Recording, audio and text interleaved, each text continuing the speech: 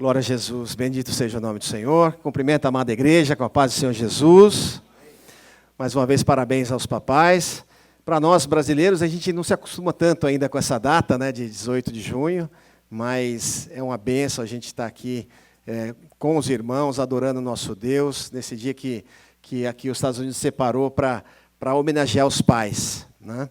E nós sabemos que o nosso Deus ouve as orações dos papais aqui presentes. Louvado seja o nome do Senhor. Meus irmãos, eu convido a todos a abrirem a palavra do Senhor no livro de Jonas, do Antigo Testamento. E nós vamos ler o capítulo 1 de Jonas. Para ajudar os irmãos, está entre Obadias e Miqueias. Ajudou, meus irmãos? Livro de Jonas.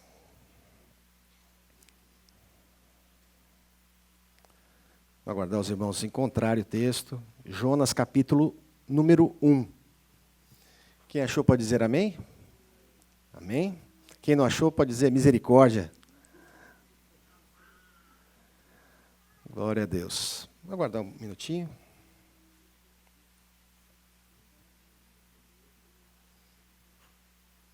Amém, né? Então, Jonas, capítulo 1, diz assim a palavra do nosso Deus. E veio a palavra do Senhor a Jonas, filho de Amitai, dizendo: Levanta-te, vai à grande cidade de Nínive e clama contra ela, porque a sua malícia subiu até mim. E Jonas se levantou para fugir de diante da face do Senhor para Tarsis, e descendo a Jope, achou um navio que ia para Tarsis. Pagou, pois, a sua passagem e desceu para dentro dele, para ir com eles para Tarsis, de diante da face do Senhor. Mas o Senhor mandou ao mar um grande vento, e fez-se no mar uma grande tempestade, e o navio estava para quebrar-se. Então temeram os marinheiros, e clamava cada um ao seu Deus, e lançavam no mar as fazendas que estavam no navio, para o aliviarem do seu peso. Jonas, porém, desceu aos lugares do porão e se deitou, e dormia um profundo sono. E o mestre do navio chegou-se a ele e disse-lhe: Que tens, dormente? Levanta-te, invoca o teu Deus. Talvez assim Deus se lembre de nós, para que não pereçamos. E dizia cada um ao seu companheiro: Vinde e lancemos sortes, para que saibamos por que causa nos sobreveio este mal. E lançaram sortes, e a sorte caiu sobre Jonas. Então lhe disseram: Declara-nos tu, agora, por que razão nos sobreveio este mal? Que ocupação é a tua? E de onde vens? Qual é a tua terra? E de que povo és tu? E ele lhes disse: Eu sou hebreu e temo ao Senhor, o Deus do céu, que fez o mar e a terra seca. Então estes homens se encheram de grande temor, e lhe disseram: Por que fizeste tu isto? Pois sabiam os homens que fugia de diante do Senhor, porque ele lhe o tinha declarado. E disseram-lhe: Que te faremos nós para que o mar se acalme? Porque o mar se eleva e engrossa cada vez mais. E ele lhes disse: Levantai-me e lançai-me ao mar, e o mar se aquietará. Porque eu sei que por minha causa vos sobreveio esta grande tempestade. Entretanto, os homens remavam, esforçando-se por alcançar a terra, mas não podiam, porquanto o mar se ia embravecendo cada vez mais contra eles. Então clamaram ao Senhor e disseram: Ah, Senhor, nós te rogamos, não pereçamos por causa da vida deste homem, e não ponhas sobre nós o sangue inocente, porque tu, Senhor, fizeste como te aprouve. E levantaram Jonas e o lançaram ao mar, e cessou o mar da sua fúria. Temeram, pois, estes homens ao Senhor com grande temor, e ofereceram sacrifícios ao Senhor e fizeram votos. Deparou, pois, o Senhor um grande peixe para que tragasse a Jonas, e esteve Jonas 3 dias e 3 noites nas entranhas do peixe. Louvado seja o nome do Senhor. Vamos orar ao nosso Deus. Amado Pai, nos abençoa com a Tua palavra, Senhor Deus. Nós Te louvamos em nome de Jesus. Amém. Os irmãos podem sentar. Glória a Deus. Meus irmãos, o texto que nós lemos sobre o profeta Jonas, né, é um texto maravilhoso. E Jonas faz parte dos profetas menores, né? Não pela pouca importância que teve Jonas. Na verdade, Jonas foi um profeta muito importante. Inclusive, ele foi mencionado pelo próprio Senhor Jesus. Para os irmãos entenderem um pouco, contextualizando aqui, esse evento, a vida de Jonas, né, ele serviu ao Senhor na época do rei Jeroboão II, mais ou menos 800 anos antes de Jesus Cristo. E a palavra nos dá algumas informações a respeito desse servo do Senhor, de Jonas, né? Primeiro, a palavra começa a dizer que veio a palavra do Senhor a Jonas, né? Ou seja, Deus falava com Jonas. E nós temos um Deus que fala com o homem, que fala conosco, mesmo nesses nossos tempos, porque o Senhor é o mesmo, Ele não muda. A palavra também diz o seguinte, que Jonas era filho de Amitai. E é interessante que quando nós olhamos a palavra de Deus, é a conexão que ela tem do Antigo Testamento com o Novo Testamento, né? No livro de 2 Reis, a palavra diz que esse Jonas, ele era filho de Amitai, era um profeta também, né? Então, hoje também é o Dia dos Pais, né? Então nós vemos essa importância que tem dos pais transmitirem aos seus filhos a respeito das coisas do Senhor, né? Então nós vemos ali na pessoa ali do pai de Amitai, né, falando, olha, ele era profeta e também o seu filho era profeta. Profeta é aquele que fala da parte de Deus, né? E o que acontece é o seguinte, a palavra Jonas, né, o nome, e os nomes são muito importantes também na cultura hebraica, né? O nome em hebraico é Ioná, que significa pomba, né? E nós sabemos também que a pomba, ela tem uma simbologia na palavra de Deus, que ela diz respeito ao Espírito Santo do Senhor, né? Nós sabemos que quando Jesus foi batizado ali no Jordão por João Batista, o Espírito de Deus, ele repousou sobre Jesus, materializado numa pomba, né? Então, nós vemos que a palavra aqui, ela tem um direcionamento da parte do Espírito Santo para as nossas vidas. E nós vemos esse texto, né, e nós começamos a analisar o que estava envolvido ali, né? Primeiro, falamos a respeito do profeta, a forma como Deus falou para ele, né? Deus chega para Jonas e fala assim, olha, Jonas, levanta-te, né? Quando Deus fala assim, levanta-te, Ele requer de nós uma atitude, né? Normalmente, o Senhor fala, levanta-te para aquele que está deitado, para aquele que está acomodado. E muitas vezes, nós como servos do Senhor, nós nos acomodamos de alguma forma. Mas o Senhor tem a palavra para a gente se levantar. E o Senhor tinha algo específico para a vida de Jonas, direcionado para a salvação de uma nação inteira, ali de Nínive. Ele fala assim, olha, levanta, Jonas, levanta-te e vai até Nínive, né? E vai lá, porque a malícia daquele povo subiu até mim.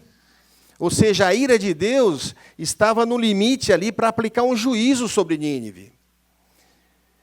E aí o que acontece? Jonas, ouvindo aquele mandado do Senhor, ele se levantou, só que ele fez o contrário. Ao invés de ele ir para Nínive, ele procurou o lugar mais distante que tinha de Nínive. Olha só que coisa, né? Essa cidade de Tarsis, nos estudos que são feitos, ninguém pode apontar exatamente essa cidade qual que é. Mas o que se sabe era que era considerada a cidade mais longe, mais distante do mundo que havia naquela época, né? Então, ele queria ter certeza de que ele não ia fazer aquilo que Deus tinha chamado ele para fazer. Olha que coisa. Sendo ele profeta da parte de Deus, profeta levantado pelo Senhor, é verdade que ele vivia num ambiente geopolítico e religioso decadente, e muito sérias coisas estavam acontecendo, porque o reino ali em Israel já estava dividido, né? O norte de Israel, né, para cima ali, o rei Jeroboão, a palavra diz que ele fazia as coisas que eram maus aos olhos do Senhor. E com isso, a nação inteira vinha a pecar, por consequência disso. Se enfraquecia espiritualmente e era um momento propício para o quê? Para os ataques dos inimigos. E Nínive representava exatamente os inimigos do povo de Israel. Nínive, no contexto geopolítico da época, era a capital do Império Assírio. E era um império poderoso e terrível. terrível nas suas atitudes. Olha, meus irmãos, só para os irmãos começarem a entender um pouco, né? Os assírios, quando eles dominavam um local, uma região, eles provocavam uma matança terrível nos povos que eram dominados. E eles faziam atrocidades, né? Aqueles que eles não matavam, eles levavam para bem longe daquele local, de uma forma que eles não podiam nunca voltar para a terra deles. E para aqueles que eram insurgentes, eles decapitavam a cabeça, pegavam lanças e traspassavam a cabeça das pessoas e deixavam expostas nas cidades para mostrar, olha, essa aqui é a marca dos assírios. Olha que povo que o Senhor estava pedindo para Jonas para pregar a palavra. Olha, vai lá e prega a palavra contra eles. Aponta para eles o pecado deles. Sabe por quê? Porque eu tenho um juízo para aplicar sobre Nínive. Só que o Senhor estava preocupado porque era uma grande nação e o Senhor ama tudo que Ele criou, a todos. E Ele chama Jonas, né, para essa grande missão. Né? E Jonas, ele ficou num conflito muito grande, porque é muito fácil nós orarmos pelos nossos filhos, né? Pelos nossos amigos, pelos nossos familiares, as pessoas que nós amamos, as pessoas que nós achamos que são boas. Mas difícil é nós orarmos pelas pessoas que nos ofendem, as pessoas que são más. E aí Jonas, ele pega, se levanta e fala, não, isso não dá para mim. Isso não dá para mim. Isso foi um confronto muito grande, né, com a consciência de Jonas, né, mas com aquilo que o Senhor estava requerendo dele. E ele vai, e é interessante, né, que Jonas, ele morava numa cidade, essa cidade de Jonas aqui, que está no capítulo, deixa eu ver aqui, era de uma cidade de Gat-Efer, a cidade de Jonas. E essa cidade, ela era tipo 3 quilômetros de Nazaré. Olha só, 800 anos antes de Cristo, né? Cristo, nós sabemos, Jesus Cristo, ele cresceu em Nazaré, tanto que ele é chamado de Nazareno, né? E Cristo faz menção de Jonas. Num contexto em que Jesus pregava ali na Galileia e operava grandes milagres e maravilhas, né? Curava coxos, cegos de nascença. Ora, Jesus tinha acabado de curar um homem, né, endemoniado que era cego e mudo. O Senhor vai lá na frente de todos e o cara que era cego passa a ver e ele era mudo, passa a falar e é retirado o demônio dele. E isso era notório entre todos, e os religiosos observavam aquilo e pensavam entre si, poxa, ele vai lá e ele repreende os demônios em nome de Beelzebu, né? Colocando que Jesus não operava aqueles milagres e maravilhas da parte de Deus, e sim de Beelzebu. Então Jesus, ele começa a confrontar o povo de Israel, né, com a fé deles e da fé que Jesus encontrava nos estrangeiros, e não no povo de Israel. E olha só, quando o Senhor Jesus fala para Jonas para ir para Nínive, ele vai até Jope, também, que é uma cidade bem do contexto do que acontecia em Nazaré. Ele pega um barco, e devia ser uma embarcação grande, porque a viagem era longa, e vai para Jope. Só que nesse caminho, para Tarsis, o Senhor, a palavra diz que o Senhor manda uma grande tempestade, né? O mar, ele começa a se enfurecer. E nós vemos também muitas colocações no Novo Testamento que dizem respeito ao mar. A palavra fala muito, né, do mar, das oscilações do mar. E a palavra de Deus também, ela faz uma comparação do mar com as nações, com os povos, né? E a instabilidade das nações e dos povos. Os irmãos já repararam o mar como é que é? As ondas, né? Aquela instabilidade. E é assim que vive o homem, né? E por vezes o Senhor, ele envia, no caso aqui, ele enviou um vento impetuoso para o mar, e começou a se levantar uma grande tempestade ali, e que as pessoas que eram ali da tripulação do navio começaram a ficar desesperadas, né? E eles viram que aquela tempestade era sobrenatural, né? Porque eram pessoas acostumadas com o mar, né? Os discípulos de Jesus também, a maioria eram pescadores, estavam acostumados com o mar, né? E viram também, uma vez que Jesus mandou eles irem ao mar, e veio uma grande tempestade também, né? Então, o que acontece? Aqueles homens, eles começaram, no desespero dele, a buscar uma saída através dos seus deuses estranhos, né, eram povos idólatras. Cada um tinha o seu Deus. E a palavra diz que eles começavam a clamar pelos seus deuses. E o que acontece? A tempestade continuava. Não havia tranquilidade naquela tempestade, enquanto eles estavam clamando pelos seus próprios deuses. E aí o que aconteceu? Jonas, que estava ali naquele barco, a palavra nos diz que ele vai até o porão, até a parte inferior do navio, ele deita e dorme de novo. Mostrando mais uma vez a questão do comodismo, né? As coisas, uma tempestade total ao redor. Jonas sabia o problema que estava acontecendo, porque ele era o servo do Senhor, ele sabia que ele estava em desobediência a Deus, porque Deus tinha falado diretamente com ele, olha, vai fazer tal coisa, né, vai a Nínive pregar contra aquela população, para que eles possam, talvez, porventura, ouvindo, né, essa mensagem, eles possam se arrepender e eu possa me arrepender do juízo que será colocado em Nínive. Então, ele está ali dormindo até o ponto em que o comandante do navio, ele chega para Jonas e vê Jonas dormindo e fala assim, olha, ô dormente, levanta-te. Você não vê que a gente está perecendo aqui? Levanta-te e invoca o teu Deus, né? Porque ele pensava que Jonas era mais um deles, né? Que tinha um Deus na sua terra. Ora ao teu Deus e quem sabe ele vai nos livrar dessa grande tempestade, porque nós vamos morrer, nós vamos perecer. E aí, o que acontece? Jonas ele se levantou e falou assim, olha, verdadeiramente essa tempestade ela está ocorrendo porque ele confessou, eu sou hebreu. Eu sou hebreu e eu temo ao Deus vivo, ao Deus que está nos céus, ao Deus que é o Criador dos céus e do mar e da terra seca. Quando as pessoas ouviram aquilo que Jonas falou, veio um grande temor no coração deles, porque eles recorriam aos seus deuses, e um dos deuses que era muito comum naquela época era uma entidade do mar. No Brasil, a gente ouve muito falar de uma entidade do mar que é a Iemanjá, não é isso? Que é uma deusa, uma rainha do mar, e que muita gente faz oferendas a Iemanjá. Né? E nós sabemos que são deuses falsos. Porque há um Deus, e é o Deus que Jonas servia, e é o Deus que nós servimos, que é o Deus que é o Criador de todas as coisas. Né? Que ele é acima de qualquer outro. Né?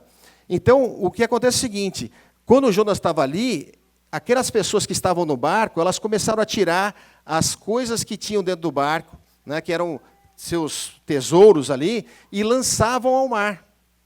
Eles lançavam ao mar, uma das razões é porque eles queriam tirar o peso do mar, do barco, né, para melhorar a condição da embarcação, e outra também porque eram como se fossem oferendas àquelas entidades do mar. E o que eles percebiam é que nada acontecia, né, que aqueles deuses não traziam a resposta para o desespero deles, não trazia a tranquilidade que eles estavam esperando.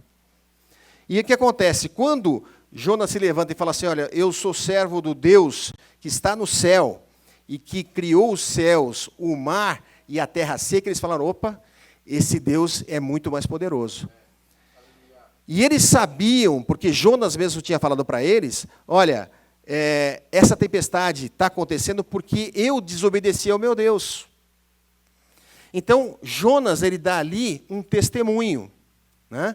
E aí eles falaram assim, mas e agora? O que nós vamos fazer? O que nós vamos fazer com você para que venha essa calmaria? E eles falaram assim, vocês vão ter que fazer o seguinte, vocês têm que me levantar e me lançar no mar. E quando vocês fizerem isso, o mar vai se acalmar. Olha só, eles temeram, meus irmãos, porque eles viram, olha, esse é um servo do Deus vivo. Nós vamos pegar ele e vamos matar ele. Né? E aí a palavra diz que eles começaram a se esforçar, né? Falando, não vamos fazer isso daí, vamos começar a remar aqui para tentar chegar na terra firme. E o barco não tinha condições, estava arrebentando mais, até que eles, sabe o que eles fizeram? Aqueles homens que não eram crentes, não eram de Israel, eles começaram a orar a Deus. Olha que coisa impressionante. Até o momento, Jonas não tinha nem orado a Deus.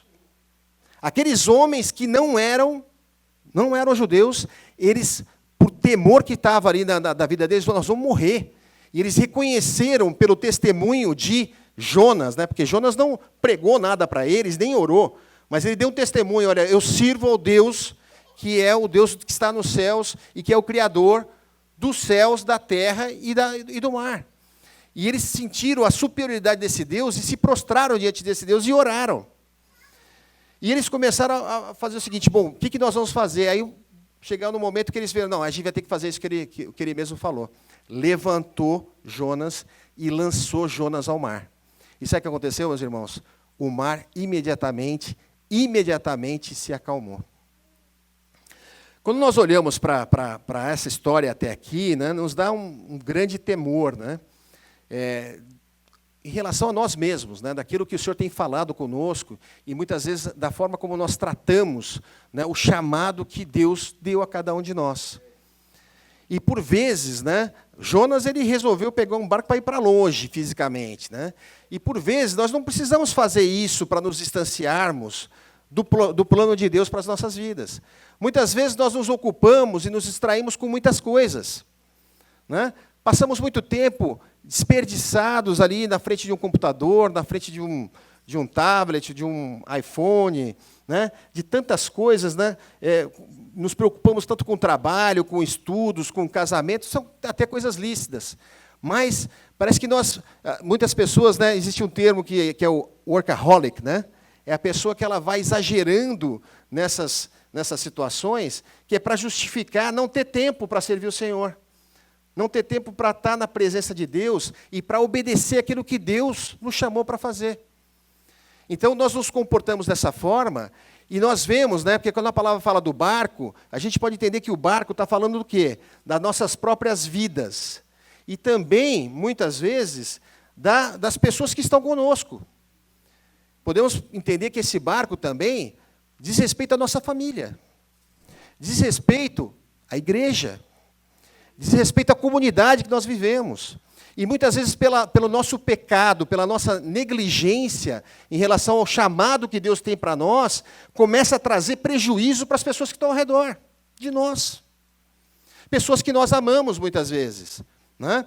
Trazem prejuízos para nós, né? O confronto que nós temos conosco mesmo, né? Mas nós temos atitudes que levantam esses problemas.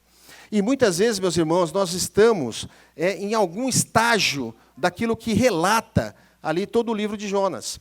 Às vezes nós estamos no estágio do profeta que tem o chamado e não atende o chamado e traz prejuízo para a sua família. Às vezes nós somos as pessoas do barco, né, que sofrem as consequências do pecado das pessoas que estão ao redor.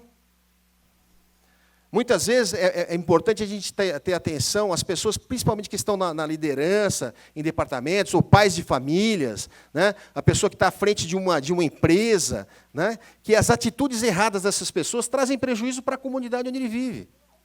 E nós precisamos analisar. Muitas vezes nós sofremos as consequências também, né? Nós sofremos as consequências. E aí o que nós fazemos, né? Quando a pessoa não conhece Deus, vai procurar nos lugares errados para resolver os problemas. E não consegue resolver. Por quê? Porque pede errado, pede para quem não tem poder para ajudar ou para fazer qualquer coisa. Mas aí, às vezes, nós olhamos para algumas pessoas que estão ao nosso redor, que são crentes do Senhor, e nós vemos a vida da pessoa falando, olha, aquela pessoa é um servo do Senhor, e eu vejo que ele passa por dificuldades, mas mesmo assim ele consegue transmitir paz, né? E a alegria na vida dele. Então, pelo testemunho daquelas pessoas, nós começamos a buscar a Deus, nos prostramos, e sabe o que acontece? Deus ouve. Deus ouve a oração. Meus irmãos, a história continua, e quando nós vemos ali que eles levantaram, né, Jonas, a gente lembra do quê? Porque nós fazemos essa relação com Jesus Cristo, né? Jesus foi levantado. Ele foi levantado na cruz. Porque havia a ira de Deus sobre todos os homens. E essa ira de Deus sobre todos os homens, ela veio por causa do pecado do primeiro homem, Adão. E toda a humanidade sofreu a consequência do pecado de Adão. Todos nós estávamos, por causa de Adão, nesse mar torrencial, nessas ondas que se levantavam, que a gente não sabia de onde que vinha os problemas. E a humanidade estava assim, caminhando, perecendo, para ser destruída. Até que o Senhor enviou o Salvador, enviou Jesus Cristo. E Jesus, ele fala ali para os religiosos da época, né, e faz menção de Jonas, né, que eles pediam um sinal. Imagina os judeus da época, vendo os milagres que Jesus estava realizando, e eles chegavam para Jesus e falavam assim, nos dá um sinal. Ora, Jesus tinha acabado de libertar um homem endemoniado, cego e mudo, né, na frente deles, e eles pediam ainda um sinal. Jesus curava pessoas, ressuscitava pessoas que estavam mortas, na frente deles, eles pediam um sinal para acreditarem. E ele falava assim para os religiosos, né, olha, essa geração adúltera, eu não daria nenhum sinal, a não ser o sinal de Jonas. Olha só, Jesus ele faz referência a Jonas, né, que Jonas foi levantado, né, e foi levantado e foi lançado, foi oferecido em sacrifício, né, para aplacar a ira de Deus que estava sobre o pecado do homem. Né? Então, ali em Jonas nós vemos a questão do pecado dele, de se afastar do Senhor, e que trouxe a ira de Deus, que foi lançada sobre todas as pessoas ali. Né? Então, é evidente que Jesus não pecou em nada, mas sobre os ombros de Jesus, foi todos os pecados do mundo sobre os ombros de Jesus. Imagina isso, todos os pecados que tinham acontecido, desde o princípio da humanidade, até os nossos pecados, que nós não tínhamos nem nascido ainda, todos eles estavam sobre os ombros de Jesus. E a palavra diz que Deus ama o homem, e por isso que Deus enviou seu Filho unigênito. Só que Deus, ele não compactua com o pecado acende a ira de Deus. Então Jesus, ele foi levantado para que a ira de Deus fosse aplacada, e não nos atingisse, e nós não fôssemos mortos. O Senhor Jesus também ele faz menção, né, assim como Moisés levantou a serpente no deserto, né, e essa passagem da serpente no deserto foi porque o povo de Israel, quando estava peregrinando 40 anos no deserto, eles começaram também a pecar e se afastar de Deus, e eles eram picados por cobras, e morriam. E eles ficaram desesperados e foram até os pés de Moisés, e falaram, Moisés, nós vamos morrer, todos aqui, porque os escorpiões e as serpentes estão picando as pessoas estão morrendo. Uma morte terrível. O que nós vamos fazer, Moisés? Moisés vai ao Senhor, aos pés do Senhor, e o Senhor instrui, olha, faz o seguinte, levanta a serpente, né, e coloca uma serpente de bronze ali, levanta ela, e todo aquele que estiver enfermo, olhe para a serpente e vai ser curado. Olha só. A serpente, meus irmãos, ela fala do quê? Do adversário, não é? A serpente ela foi amaldiçoada no Éden, né? Porque ela foi um instrumento que Satanás usou para enganar a mulher. Né? Então, aquela maldição que estava sobre a serpente, né? Jesus ele se fez maldição por nós. Porque todo homem que fosse levantado no madeiro, na cruz, era maldito. E Jesus fez isso por nós. E Jesus deu esse sinal para eles. Olha, nenhum sinal será dado para essa geração adúltera, a não ser o sinal de Jonas. Jonas ele foi levantado e foi lançado em sacrifício para aplacar a ira de Deus. Mas o que aconteceu? Jonas morreu? Deus preparou, a palavra fala o seguinte, né?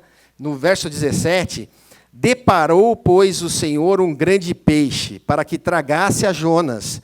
E esteve Jonas 3 dias e 3 noites nas entranhas do peixe. Olha que coisa maravilhosa, né? A palavra deparou, sabe o que significa? Eu peguei no dicionário, né? A palavra deparou o Senhor o peixe, significa que ele fez aparecer o peixe. Olha que Deus maravilhoso, né?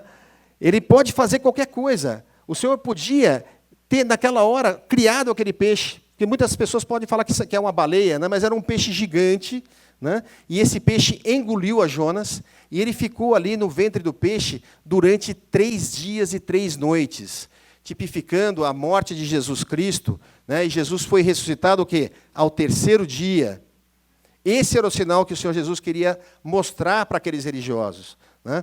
Agora imagina, meus irmãos, quando Jonas foi para o peixe, ali, né, ele estava dentro do peixe, e outro dia eu estava assistindo na televisão, teve um senhor aqui americano, que ali do norte, acho que perto de Washington ali, ele estava passeando com, acho que era tipo uma prancha de surf, e do nada, não sei se os irmãos viram isso aí, do nada, uma baleia engoliu aquele homem. Vocês ouviram isso? E aí depois, eu vi o relato dele, né, que ele falou assim, olha, de repente ele viu assim, uma treva total, né, na frente dele, e ele falou assim, é meu fim. Eu imagino que foi exatamente isso que Jonas pensou. Né? Só que aquele peixe gigante deve ter sido um mamífero, né, porque devia ter ar dentro do peixe, né, para ele poder respirar ali os 3 dias. Mas os irmãos podem imaginar a condição que Jonas estava dentro daquele peixe? Imagina aquelas algas, né? Dentro, todo o alimento do que estava dentro da barriga do peixe, o cheiro que devia estar ali dentro. Né? E ele 3 dias e 3 noites. Aí sabe o que aconteceu, meus irmãos? A palavra diz que Jonas orou. Jonas orou. Ele não orou quando ele estava no barco, né? Que ele viu que a consequência de tudo aquilo era em função daquilo que ele tinha feito, né? E que, na verdade, quem orou foram os outros homens ali, né? Mas ele orou quando ele estava no desespero total, onde ninguém estava vendo. O adversário achou que era o fim de Jonas. Jonas está acabado. Jonas morreu. Né? As pessoas podiam pensar lá, não, Jonas morreu, nós vimos ele caindo no mar. Imagina um mar revolto, tempestade, longe da praia. Tinha solução para Jonas? Não tinha. Né? Mas para Deus era apenas só um começo para a vida de Jonas. O adversário achava que era o fim, mas era o começo para Jonas. E Jonas foi lá e dali das entranhas do peixe, ele orou a Deus e Deus ouviu a oração de Jonas. E o Senhor deu uma nova chance para Jonas. Né? Na verdade, ali aquele peixe foi quase que um táxi, né, para Jonas, né, para levar ele até mais perto de Nínive. E o Senhor falou ao peixe. Isso não é maravilhoso, meus irmãos? Talvez muita gente pense que essas histórias são fantasiosas e são fábulas. Isso são pessoas que não conhecem a palavra de Deus, que não têm experiência com o Senhor. Porque nós sabemos, e o povo de Israel também sabia, né, que Deus era poderoso para abrir o mar vermelho, né, que na verdade é o mar de juncos, e abriu o mar para passar o povo a pé seco, fugindo ali dos egípcios. Né? O Senhor tem poder para todas as coisas. Né? Se Deus tem poder para abrir o mar vermelho, né, ele não teria poder para falar com o peixe, para criar um peixe ali para sobreviver Jonas naqueles 3 dias. Então, há muitas pessoas que são incrédulas, né? Mas nós sabemos que tudo que está aqui na palavra é verdade, e Jesus confirmou a veracidade desses assuntos a respeito de Jonas. E a palavra então diz que Jonas orou, o Senhor ouviu a oração de Jonas, e Jonas foi lançado na praia. Né? O peixe cuspiu Jonas na praia. Dá para imaginar como é que ele ficou? Como é que ele estava? Qual que era a situação dele? Né? E a palavra diz que ele foi para Nínive, né, que é a outra parte agora da pregação. Quando ele chega em Nínive, que era originalmente aquilo que Deus tinha falado para ele pregar. Né, a palavra diz que a cidade era tão grande que só se podia atravessar a cidade a pé, era um caminho de 3 dias andando. E eu fui dar uma pesquisada, né, quanto que uma pessoa bem preparada, né, andando, consegue, em termos de distância, caminhar durante 3 dias. Nós chegamos a um cálculo ali de 150 quilômetros. Imagina, 150 quilômetros de cidade, uma cidade gigante. Né? Eu fui ver a cidade de Los Angeles. A cidade de Los Angeles ela tem 71 quilômetros de extensão de norte a sul por 47 de leste a oeste. E Nínive tinha 150 quilômetros para se andar. E aí, Jonas falou, agora eu vou pregar a palavra. Ele chegou e a palavra diz que ele caminhou 1 dia. Né? A cidade eram quantos dias para se caminhar? 3 dias. Jonas começou a pregar a palavra, né? A palavra de arrependimento para aquela cidade, uma palavra de juízo. Né? Olha, certamente, se Nínive não se arrepender, em 40 dias virá o juízo. E ele começou a pregar essa palavra durante 1 dia, ou seja, ele não percorreu toda a cidade, foi apenas 1 dia, né, que ele percorreu, e o que aconteceu? As pessoas começaram a ouvir aquela palavra do profeta e começaram a se arrepender de tal forma que elas foram multiplicando aquela palavra para todas as outras pessoas. Então Jonas ele pregou 1 dia e em 3 dias toda a população de Nínive foi avisada. Inclusive essa palavra, essa mensagem chegou ao rei de Nínive. E o rei de Nínive, os irmãos têm ideia até hoje do que é um rei, né? Nós vimos o levantamento de um rei recentemente, que é o rei Charles, né? Charles II, da Inglaterra. Os irmãos veem a pompa do rei, né? As vestes do rei. né, todo o aparato que tem diante do rei, quando aquele rei ímpio, que era daquele povo que nós falamos aqui, que chegava nas cidades, que matava as pessoas, pegava uma lança, atravessava a cabeça das pessoas, deixava exposta, faziam barbaridades com todo mundo, aquele rei, ele ouviu a palavra e temeu, e ele rasgou as suas vestes. E começou a jogar cinza na sua cabeça. Né? Os irmãos conseguem imaginar um rei fazendo isso? Né? A humilhação que seria, né? As pessoas, o príncipe Charles, ele rasgando as suas vestes diante de todo mundo, né? Com temor ao Deus vivo, né? E apregoando um jejum para toda a população, homens, mulheres, crianças, inclusive os animais. Ele apregou um jejum para que todos se arrependessem, né? Do mal que estavam fazendo, da violência que estavam fazendo. Olha a importância da pregação da palavra, meus irmãos. Olha a importância. Né? A palavra diz o seguinte: deixe o ímpio o seu mau caminho, os seus maus pensamentos, e se converta ao Senhor, que Ele se agradará e perdoará. Então, aqueles homens começaram a jogar cinza e se arrepender dos seus pecados.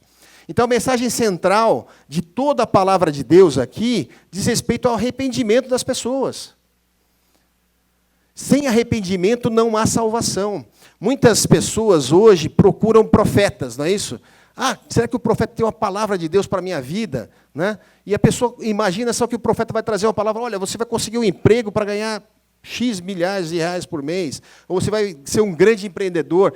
As pessoas esperam esse tipo de mensagem. E a mensagem que veio do profeta é o seguinte: olha, vocês estão, o pecado de vocês e a malícia de vocês subiu ao Rei dos Reis, e ele está irado com isso, e ele vai levar um juízo para vocês. Olha que coisa, né? Jesus, ele pregou o reino de Deus através da graça, né? A graça do Senhor. O Senhor teve graça, Ele usou de graça com aqueles tripulantes do navio. O Senhor usou de graça com aqueles homens de Nínive que se arrependeram e apregoaram um jejum e mudaram de atitude, né? E eles se arrependeram verdadeiramente. E o Senhor vem com a graça ali em Israel, opera aqueles milagres e as pessoas não se arrependeram. Muitos não se arrependeram. Aquelas pessoas que Deus já tinha feito tantas coisas. Meus irmãos, então foi assim. O Jonas pregou um dia, em 3 dias todo mundo estava sabendo, e aí o que aconteceu? Se arrependeram ali dos pecados, e Jonas saiu da cidade e ficou esperando ver o que acontecia. Para Jonas, ele não sabia o que ia acontecer. Ele tinha a mensagem do Senhor: vai lá e prega contra Nínive, né? Porque senão eu vou mandar o juízo. E ele ficou esperando. O problema é que Jonas, ele tinha experiência com Deus. Ele sabia, né? E quem tem experiência com Deus sabe que Deus é um Deus perdoador, é um Deus misericordioso, é um Deus longânimo. Então ele falou assim: olha, Senhor, bem eu sabia, que ele viu que não veio o juízo para Nínive. Senhor, bem eu sabia que, por isso que eu não vim direto para cá, por isso que eu fui para Tarsis. Porque eu sabia que o Senhor, sendo misericordioso do jeito que o Senhor ia poupar essa cidade desse povo ruim, que está ali em Nínive. E ele se entristeceu. Ele se entristeceu porque Deus é bom. Olha que coisa curiosa, né? Muitas vezes, nós nos entristecemos com Deus porque Ele é bom com as pessoas. Porque Ele é misericordioso com aquelas pessoas que nós não gostamos. São pessoas que fazem mal. E nós nos aborrecemos porque Deus é bom. Parece contraditório, né? E nós não olhamos para nós mesmos e vemos o que Deus fez conosco. Porque Ele nos perdoou do pecado. Né? Aquela maldição que estava conosco, né, dos nossos pecados, que traziam mal para nós mesmos, e para a nossa família, para as pessoas que estavam ao nosso redor, quando Deus nos perdoou, quando nós nos prostramos na presença dEle, Deus fez uma calmaria geral na nossa vida. Ele transformou as nossas vidas. E nós, muitas vezes, somos ingratos a Deus. E aí Jonas, ele fica ali Deus tinha mais coisas para ensinar para Jonas, né? Porque Jonas, ele desejou morrer. Depois de tudo isso. Depois que ele foi salvo do peixe, né? 3 dias, ele foi pregar e desejou morrer. Por quê? Ele estava esperando ali, Deus não levou o juízo, e aí Deus falou: eu vou fazer mais alguma coisa para Jonas, né? Como era muito calor no deserto ali, Deus ele fez nascer uma boboreira que cobriu ali a cabeça de Jonas, e aquilo trouxe uma alegria para Jonas, né? Então, muitas vezes, o Senhor dá esse refrigério para nós, Na caminhada as coisas estão difíceis, vem o refrigério. E aí o que acontece? Ele se agradou ali, mas depois, no outro dia, Deus manda um bicho e mata a boboreira, e veio aquele bafinho quente do deserto, né? Ali para Jonas, e Jonas desmaiou, desfaleceu. E falou assim, olha, para que viver? Senhor, tira a minha vida. Orou de novo para Deus, né? Tira a minha vida. Olha que ponto que os servos do Senhor podem chegar. Pedir para Deus para tirar a vida. E aí o Senhor vai e fala para Jonas, olha, Jonas, é razoável esse teu ressentimento? A pergunta do Espírito Santo para as nossas vidas é essa. É razoável o teu ressentimento? Ainda as coisas que você guarda no teu coração, de pessoas que fizeram, porventura, às vezes até mal para você, palavras que foram faladas, que você mesmo falou, né? E que você não consegue perdoar, não consegue sair da tua mente, do teu coração. É razoável isso? Você continuar nessa situação que você está? Ele falou assim, Jonas, você se compadeceu da boboreira, né, que tinha nascido ali, que você não fez nada, você não plantou a boboreira, você não fez ela crescer e ficar forte, né? Aí depois ela pegou e ressecou e morreu, e você se compadeceu da boboreira, mas não se compadece de uma cidade de Nínive, que tem 120 mil homens, fora mulheres e crianças e muitos animais. Você acha que eu não me compadeceria deles? Né? Muitas pessoas, elas se comovem, muitas vezes com uma árvore, né? com uma planta, né? com a vida de um animal. Nós devemos cuidar realmente das plantas e dos animais. Mas essas mesmas pessoas que querem cuidar mais das plantas e dos animais, não se importam que muitas pessoas estão indo caminhando para o inferno. Não se importam. Muitas vezes dão mais valor, né? E às vezes até criminalmente. Se uma pessoa mata outra pessoa, ela às vezes nem vai preso. Se ela corta uma árvore ou se ela judia de um animal que não deve fazer isso, né? Ela vai presa. E aí sem fiança até. É o desequilíbrio, né? A mudança de valores que tem nesse mundo. Né? Então, nós devemos cuidar e tratar bem os animais e as plantas, mas a criação, o homem, é a criação especial de Deus. Deus, ele fez o homem de maneira diferente, distinta de todo o resto da criação. Tanto que quando Deus criou os animais, né, as bestas que existem no mar, Deus falou ao mar, olha, mar, produza seres viventes. E o mar produziu. A terra, Deus falou assim, terra, produza plantas frutíferas com a sua semente. E a terra produziu. Mas quando Deus criou o homem, ele falou para si mesmo, façamos o homem à nossa imagem e à nossa semelhança. Louvado seja o nome do Senhor. Então, meus irmãos, cada ser humano, a vida de cada ser humano é importantíssima. Né? E nós precisamos, a mensagem de Jesus também é para amarmos uns aos outros. Né? Intercedermos por essas pessoas. Né? Nos colocarmos, né, no lugar deles, termos empatia com as pessoas e sabemos que há um juízo. E muitas vezes as pessoas não querem falar sobre o juízo, mas pregar sobre o juízo que virá no mundo é a coisa que mais converte as pessoas. Parece que as pessoas ficam insensíveis ao amor de Deus, né? Ninguém se importa, não, Deus me ama, Deus ama a todos, tal. As pessoas não se importam todos. Mas quando a pessoa ouve falar do juízo que vem, e ele virá realmente, porque o Senhor já mostrou isso, e tudo que está na palavra de Deus, ela é verdade e vai acontecer. Então virá um juízo sobre o mundo. E nessa última hora, se nós nos intimidarmos, se nós formos tímidos de falar para as pessoas que haverá um juízo, né? Se nós recusarmos esse chamado de Deus, as consequências são graves para nós também e para a comunidade que está ao redor de nós, para a igreja de Cristo. Né? Muitas vezes se quer pregar um evangelho para bajular as pessoas, para deixar a autoestima das pessoas alta. Olha, você é uma pessoa muito bacana, muito legal, né? Então fica bajulando as pessoas, e a pessoa ela não tem nenhuma consciência de que precisa mudar, de que precisa se arrepender dos seus pecados. E olha, meus irmãos, nós falamos que Jonas é a mesma palavra de pomba, né, que representa o Espírito Santo. E que sem o Espírito Santo o homem não se convence do pecado. Ele tem uma vida que ele acha que está bem, está tudo certo. Né? que não está, afinal de contas eu não sou um homem que rouba, eu não mato ninguém, eu não faço mal a ninguém, mas você não sabe que o caminho que você tem longe de Deus, sem aceitar o Senhor Jesus, porque só através de Jesus que nós temos salvação, fora desse caminho é morte. Então, nós precisamos, nessa última hora, entendermos o que o Senhor quer de nós, né? O que o Senhor quer que nós passemos para os nossos filhos, né? E foi muito falado durante todo esse mês, né, sobre a criação dos pais, né, o que passarmos para os nossos filhos, que os pais têm que intimidar os seus filhos a falar sobre a palavra de Deus, a apresentar o Deus vivo, né, para os nossos filhos. Né? Se nós não fizermos isso, você pode ter certeza que o adversário vai fazer essa conversão, só que para o lado do adversário.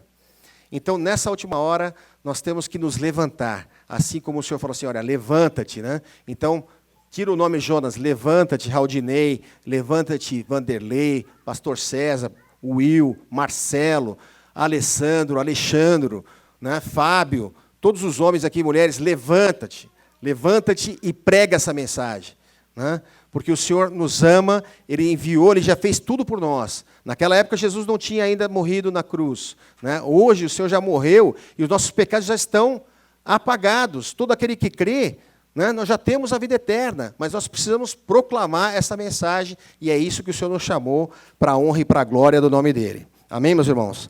Essa é a palavra do Senhor para nossas vidas, né, que o Senhor venha falar aos nossos corações e que nós tenhamos esse bom ânimo para pregar a palavra do Senhor. Amém? A todos a paz do Senhor.